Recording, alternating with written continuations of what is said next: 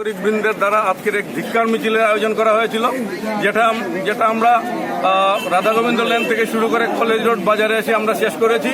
বিষয় একটাই, গত 15-20 দিন ধরে যেভাবে বাংলাদেশে আমাদের হিন্দু ভাই বোনদের উপরে অত্যাচার করা হচ্ছে, মৌলবাদী জামাতে ইসলামীর যারা সদস্যরা যেভাবে মঠ মন্দির সেখানে ধ্বংস করছে, তার প্রতিবাদে আমাদের 26 নম্বর ওয়ার্ডের সমগ্র শ্রেণীর মাধ্যমে আজকের এই ধিক্কার মিছিলের আয়োজন করা হয়েছে।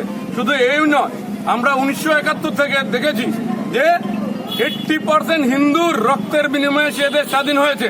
আজকে সে দেশের জনসংখ্যাকে 1971 যেখানে 28% ছিল, আজকে সেটাকে 7% নিয়ে যাওয়া হয়েছে। পরিকল্পিতভাবে বাংলাদেশকে হিন্দু শূন্য করার একটা পরিকল্পনা চলছে, তার প্রতিবাদে আজকের এই ধিক্কার মিছিল।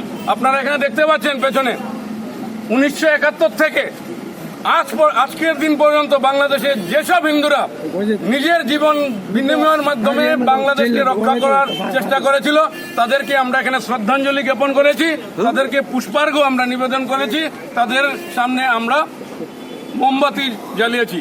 আমরা আসাম সরকার তথা ভারত সরকারের কাছে অনুরোধ করব, যেভাবে আমাদের বাংলাদেশি ভাই বোনেরা আমরা দেখে হৃদয়ে একটা ব্যথা অনুভব করেছি যে কাঁটাতারের বেড়ার পাশে ওনারা হাজারে হাজারে দাঁড়িয়ে রয়েছেন, এদিকে আসতে পারছেন না কারণ বর্ডার ক্লোজ আছে।